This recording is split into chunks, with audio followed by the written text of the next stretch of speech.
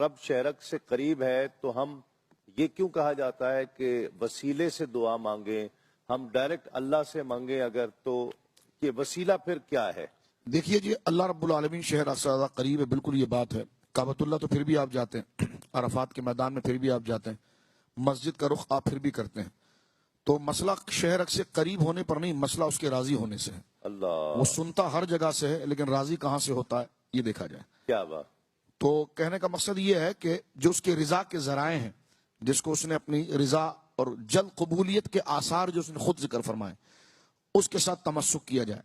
وسیلے کی ضرورت اللہ رب العالمین کو نہیں ہے کہ وہ بغیر واسطے کے ہمیں دے نہیں سکتا، بلکہ اللہ رب العالمین جل وعلا کی یہ مجبوری نہیں، مجبوری ہماری ہے کہ ہم بغیر واسطے کے لے نہیں سکتے۔ سب سے پہلے دیکھیے جب حضرت آدم کا تعارف ہوتا ہے تو اللہ رب العالمین جل وعلا ذکر فرماتا انی جاعل فی الارض خلیفہ، میں زمین میں اپنا نائب بنانا چاہتا ہوں۔ نائب کس کو کہتے ہیں؟ وسیلے کو ہی کہتے ہیں، ذریعے کو ہی کہتے ہیں۔ یا اللہ جب تو براہ راست دے سکتا ہے تو نائب کیوں بناتا ہے؟ تو فرمایا میں براہ راست دے سکتا ہوں، تم لے نہیں سکتے، تو تمہاری کمزوری کی بنا پر حضرات انبیاء کرام کو درمیان میں واسطہ بنایا گیا۔ تو جب سب کچھ اللہ دے تو پھر انبیاء کا واسطہ کیوں ہے؟ ایک بات۔ پھر سب سے بڑی بات یہ کہ واسطوں کا انکار آپ کیسے کر سکتے ہیں جبکہ آپ عالم واسطہ میں رہتے ہیں؟ یہ عالم اسباب ہے۔ اسباب جو ہے وہ سبب کی جمع ہے۔ سبب واسطے کو کہتے ہیں۔ پیاس خدا بجھائے گا، پانی پینا پڑے گا۔ بھوک خدا ختم کرے گا، کھانا کھانا پڑے گا، ٹھیک ہے نا؟ تو اب آپ دیکھیے کہ جناب یہ خود ایک عالم واسطہ ہے کہ اللہ رب العالمین بغیر بادل کے بارش نہیں برسا سکتا؟ برسا سکتا ہے لیکن نہیں برسا سکتا، کیوں؟ میں نے کہا اس سے پوچھو، اس نے بنایا ایسا طریقہ ہے۔ تو آپ سوال کی طرف نہ جائیں، اس کے بنائے ہوئے طریقے پر جائیں۔ اللہ رب العالمین کیا حضور علیہ السلام کی شفاعت کے بغیر بندے کو نہیں بخش سکتا؟ بخش سکتا ہے، ہر شے پر قادر ہے وہ، لیکن نہیں بخشتا، کیوں؟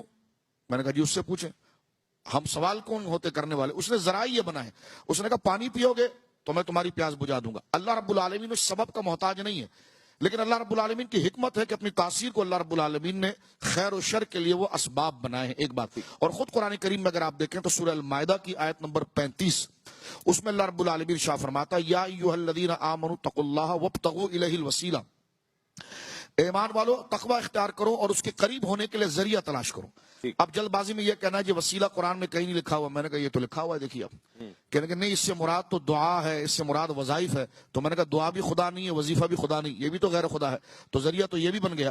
تو جب نماز ذریعہ بن سکتی ہے تو جس کے صدقے نماز ملی وہ ذریعہ کیوں نہیں بن سکتا؟ بے شک، سبحان تو اللہ۔ یہ صحابہ کرام رضوان اللہ اجمعین کا طریقہ کار رہا ہے۔ بلکہ ایک روایت میں یہاں پر پڑھ دیتا ہوں، حضرت فاروق اعظم رضی اللہ تعالیٰ عنہ وارضاہ عنہ کی روایت ہے، یہ بخاری شریف کے اندر موجود ہے۔ جب سن 18 یا 19 ہجری میں جب عام الرماد جس کو کہتے ہیں شدید ترین قحط مدینہ منورہ میں پڑ گیا تھا کہ ہر چیز بے جان ہو گئی تھی، تو حضرت فاروق اعظم رضی اللہ تعالیٰ عنہ خود جو مستجاب الدعوات ہیں اور بڑا مرتبہ رکھتے ہیں، تو آپ نے نماز استسقاء پڑھائی۔ نماز استسقاء سے مراد بارش کی نماز پڑھائی۔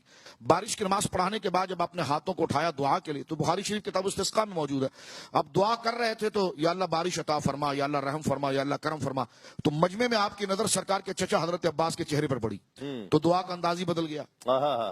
کیا اب دعا کے الفاظ کہتے ہیں اللہم انا نتوسل الیک، اللہم انا نتوسل الیک بعم نبینا، اے اللہ ہم تیری بارگاہ میں، نتوسلو میں نہیں، ہم سارے صحابہ، نتوسلو جمع کا صیغہ ہے نا، جمع متکلم، نتوسلو الیک ہم تیری بارگاہ میں وسیلہ پکڑتے ہیں، بعم نبینا تیرے نبی کے چچا کا، فسقنا بارش نازل فرما، فیسقان بارش نازل ہو گئی۔ سبحان اللہ۔ یہ بخاری